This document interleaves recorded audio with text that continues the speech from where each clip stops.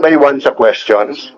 It seems to me the ICC wants to make sure na nasunod yung due process at saka human rights ng akusado at ng inaresto.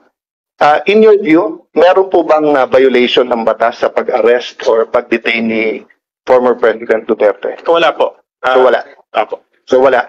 And you know our law, so walang violation. Opo. Okay. How about you, General Torre? May violation po ba sa arrest or detention ni former President Duterte?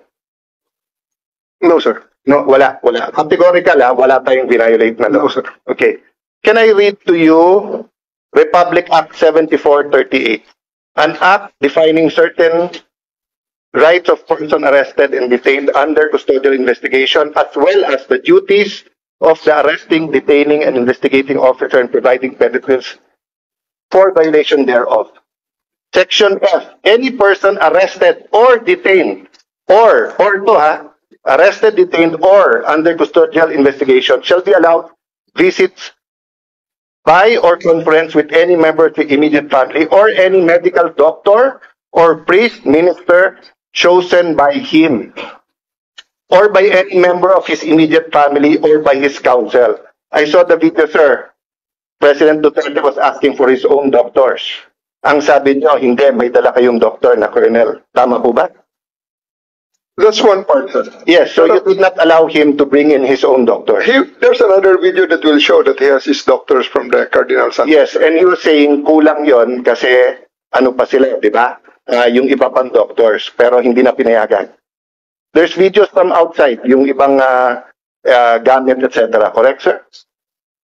So, you can answer. Hindi to yes or no. So, to your point, did you allow all of his doctors in or no? Sir, we have substantial doctor. I think we have complied with 7438, sir. Okay, it doesn't say here substantial. It We have says complied with here, 7438, sir. no sir, ang sabi kasi dito, his choice, hindi nyo choice. Hindi nyo choice i-limit yung doctors niya. Ang sabi nyo substantial. So, I will clarify. Were there doctors that he requested you did not allow in? Yes I was or not no? aware of that, sir. Okay, you're not aware kung meron pinapasok o wala. Kung meron siya ibang Okay, additional doctors. but I saw the video wherein you're saying 2-star, ako na nagdedesisyon, I will not allow VP Sara in. Tama? Yes, sir. Okay. Hindi ba siya anak?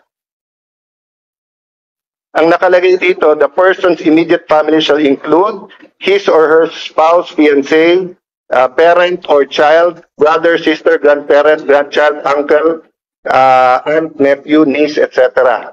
Ang penalty nito ay 4 na taon nata na kulong. Penalty clause. Any arresting public officer, employee, or any investigator who fails to inform any person arrested, detained, or under custodial investigation of his right to remain silent and to have competent penalty of not less than 8 years. So, ito, sa letter B, any person who obstructs or prevents any of his lawyers, any member of his family, or person arrested, detained, and medical doctor or priest of his choice 4 years. So, sir, you prevented VP Sara from entering. At sir, maraming salamat sa pagbigay sa akin ng pagkakataon na ito para maklarify yan, sir. Dahil nung first hearing natin, sir, ay palagay ko na-explain na lahat yan, sir. At nagkaroon ng napakaraming mga... Nung first hearing, sir, ang pinag-usapan kasi doon na lawyer, ako, upon looking at the Constitution, kaming mga senador, we cannot appear before the court, but we can practice. Pero ang Presidente, Vice President cannot practice. So, kasama na ako doon at yung ibang nagsabing abogada. Pero, nung nakita ko tong batas na to, nakalagay, pag anak, you cannot stop them from visiting. And nakita ko yung video, but sabi nyo nga, may kompleto kayong video, that's why I'm asking you, baka naman pinapasok nyo nang hindi ko alam. Sabi mo, 2-star, sir, ako nag-decision nito, sir. I don't know if you use the word, ako mananagot. So, simple ang question ko, did you prevent VP Sara from seeing her father? Yes or no? Can I expound, sir, before I answer the yes, Yes, or go no? ahead. Thank you, sir. Kaya ako nagpapasalamat, sir, na ma-expound yan, sir. Dahil after the first hearing, medyo marami-rami ang lumabas, sir, ng mga misinformation regarding that matter, sir.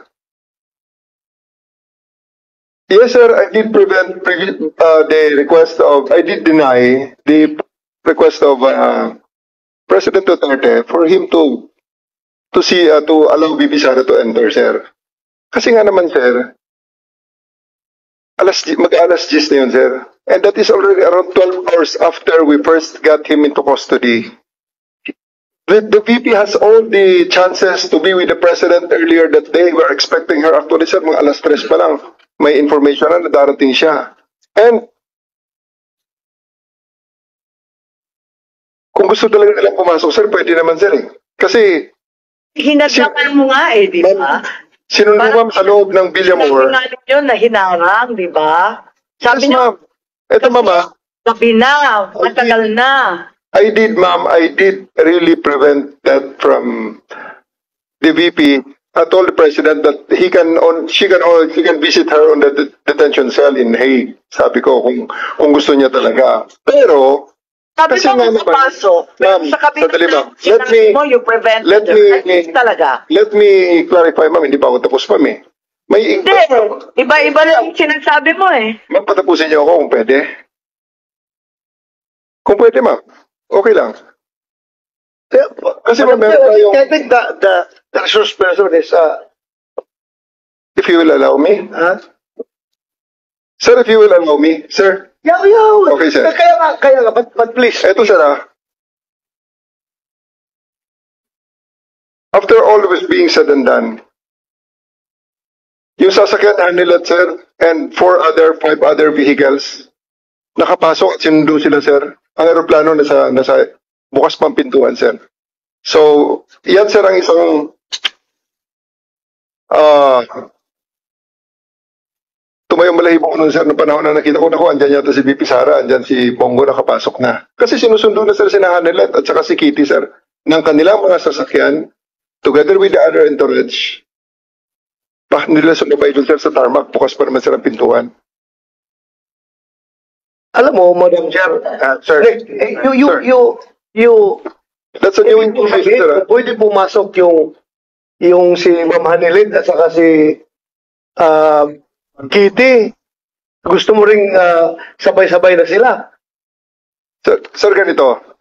Hindi ko dinideny na pinrevent ko si VP Sara na pumasok based on the request of the president, the former president. Okay. The reason for that, prevented VP Sara from entering. yes, ma'am. Okay. Because the reason for that is that 12 hours na ang nakalipas at tapos na ang lahat ng mga delaying tactics. Nick, I cannot allow that. Otherwise, Nick, magiging magulo pa. ang situation, Nag-expire sir. pala yung karapatan ng may expiration date pala yung karapatan ng anak na bumisita sa kanyang tatay. Sir, we do believe, ako, sir, personally, that's my call at that time because I'm operating on the premise So, na it's aking mission. your call to Yes, violate sir. the law. Yes, It's your call to violate the law. Dahil nakalagay sa batas, binasa ni Senator Alan Cayetano na bawal na pigilan yung anak na bumisita. So it's your call to violate the law. hindi sa ganong context, sir. Anong context? Anong Kasi context sabi mo? ko lang, talagang hinadlangan mo yung pagpasok eh. Mr. President, I won't labor the point kasi sinagot niyo naman, sir, yung tanong ko. Kasi nga, going back to Ambassador Lacanilao, that's a violation of the law. If you look at the law, it says arrested, detained, and custodial investigation. Kung arrested lang to, baka may lusot 12 hours, 6 hours, matagal na. Pero ang nakalagay sa law kasi, you cannot deny pag arrested, detained, and custodial investigation. No if, no buts tong batas na to because nga, in the past, lalo pagka, wala pa naman internet masyado nito eh. 1992, no? Wala pa masyado yung mga, bago pa lang yung mga, cellphone na ba nito or ano? But ang point, sir, there's no exceptions here. So that's a matter of defense kay General Torre. But just to pursue this, yung Dr. Suba ni President Duterte certified him fit to travel. Di ba sabi niya, sir, eventually pinapasok niyo rin doktor niya. So nung una, sa video nakita ko, ay hindi pa kasi niya nagsasubmit yung buong video, kaya hindi pa namin na-review, no? That's why I'm giving you the benefit of the doubt. Kasi I'm not an eyewitness, I didn't see and even if I'm not an eyewitness, I didn't view the video, no? So dun sa nakita ko kasi, you were denying, the president was saying, you have to make sure I'm fit to travel, and then sabi niya, doktor ko, ang sabi niyo, may doktor na dito, it was police or military colonel. So eventually you let in some of his doctors, correct, sir? Yeah. Did they certify that he was fit to travel? I believe, sir, on that argument, we can No, already... it's not an argument. I was just asking. Okay, sir. Did they certify that he was fit to travel or hindi sila tinanong were they fit to travel? It's a part of the procedure for his private doctors for that to do that, sir. It will be the government doctors who will be... No, that's not true, sir. Ang nakalagay ho dito sa batas, it can be his doctors. Magiging illegal yung batas if you invite your doctors and then they cannot certify. So, ang mangyayari nun, if they certify hindi pwede, sinertify ng government doctor pwede, korte ang magsasabi at kakasuhan yung doktor na nagkakamali. Hindi mo pwede basta i-replace ng government doctor yung, so like now, no? If anyone here biglang nag-faint at sinabing hindi na siya pwedeng mag-appear dito, we have a Senate doctor. But if it's the doctor of the witness who tells us, we cannot immediately judge on the two. Kasi even dito po sa surrender, may mga tanong about being fit to travel eh. Na ang nakalagay nga eh, and even yung baka mapahamak yung kapitan. Kasi kung titignan niyo po yung yung Yes. pinirmahan ng kapitan, sa pinirmahan niya po may nakalagay doon Saan yun? Yes, Senator Cayetano, kung pwede lang i-clarify, anyway. Ang nangyari, si Kitty, sinabi talaga na hindi pinapasok yung doktor. At sinabi ni Dr. Rosa Alensi na ang dating Pangulo, napakataas na ng kanyang diabetes, umabot ng 328. He needs to be admitted directly to a hospital.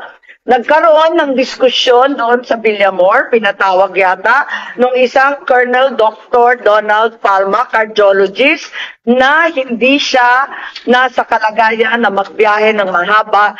Pero pinirmahan ni Dr. Colonel Jonathan Rico, isa na namang Armed Forces Doctor, Commanding Officer ng Air Force, na pwede siyang bumiyahe. So, ibig sabihin, maliwanag na ang pumirma ng certification na fit to travel ay hindi kanyang doktor na hindi pinapasok, kundi doktor ng AFP. Correct ba ho ang pagkakwento ni Madam Chair. Chairperson?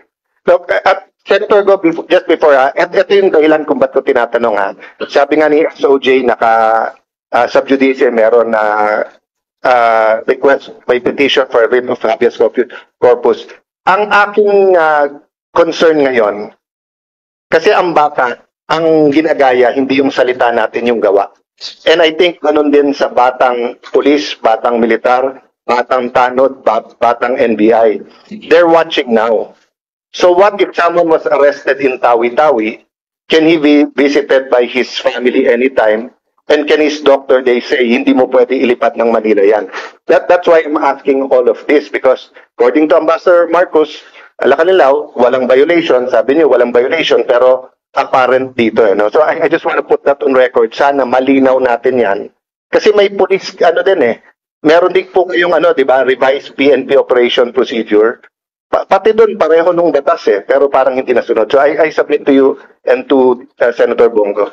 Thank you for waiting. Thank you, Senator Cayetano. Ambassador Lacanlida, babalikan ko lang yung pinirma